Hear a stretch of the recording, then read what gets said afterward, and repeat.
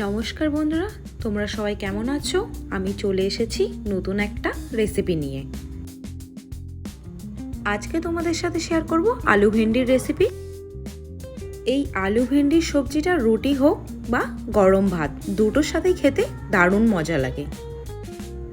তোমরাও যদি রুটির সাথে আলু ভেন্ডির সবজি খেতে পছন্দ করো আমার মতন, তাহলে নিশ্চয়ই বাড়িতে একবার ট্রাই করে দেখো।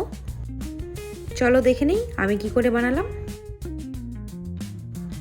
এখানে আমি নিয়েছি ভেন্ডি, আলু, টমেটো, লঙ্কা, রসুন, পেঁয়াজ। সব কিছু আমি আগে থেকে কেটে নিয়েছি। সবজিটা বানানোর জন্য গ্যাস জ্বালিয়ে কড়াই বসিয়ে দিলাম। কড়াইটা ভালো করে গরম করে তারপরে পরিমাণ মতো কড়াইয়ে তেল দিয়ে দিলাম। তেলটা ভালো করে গরম হয়ে আসলে ওর মধ্যে দিয়ে দিলাম 1 চামচ গোটা জিরা, সাথে দিয়ে দিলাম কিছু পরিমাণে রসুন কুচি, তারপরে দিয়ে দিলাম দুটো ছোট সাইজের কাটা পেঁয়াজ,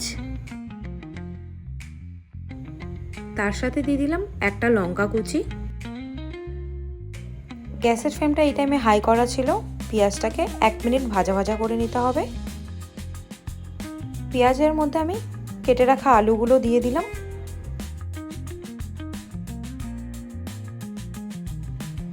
স্বাদ মতো লবণ দিয়ে দিলাম। তারপর 2 মিনিট আলু পেঁয়াজটাকে ভাজা ভাজা করে নিলাম। আলু পেঁয়াজের মধ্যে এখন কেটে রাখা ভেন্ডিগুলো দিয়ে দিলাম।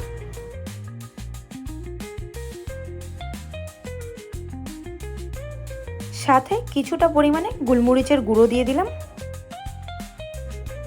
এবার 1 মিনিট আলু ভেন্ডিটাকে ভাজা ভাজা করে নিলাম। তার সাথে দিয়ে দিলাম কেটে রাখা টমেটো। কিছুক্ষণ সবজিটা ভাজা ভাজা করার পরে এখন আমি ঢেকে দিব সেদ্ধ করার জন্য। 3 থেকে 4 মিনিট লো গ্যাসে কুক করে নিব। 4 মিনিট পর ঢাকনাটা খুলে দেখি আলু আর ভেন্ডিটা মোটামুটি সেদ্ধ হয়ে গেছে।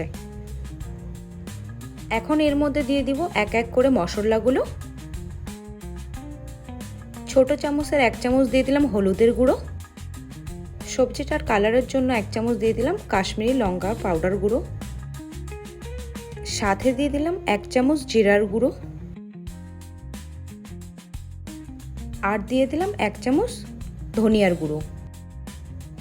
এবার গ্যাসের ফ্লেমটাকে হাই করে 2 থেকে 3 মিনিট ভাজা ভাজা করে নিলাম। এখন সব শেষে দিয়ে দিব স্বাদের জন্য কিছু পরিমাণে ম্যাগি মশলা। সবজিটাকে 1 মিনিট নাড়াচাড়া করে গ্যাসটাকে বন্ধ করে দিলাম। তারপর রেডি গরম গরম আলু ভেন্ডির সবজি। তোমাদের যদি আমার ভিডিওটি ভালো লেগে থাকে তাহলে অবশ্যই লাইক, কমেন্ট, শেয়ার, সাবস্ক্রাইব করে দিবেন। আবার দেখা হবে নেক্সট ভিডিওতে।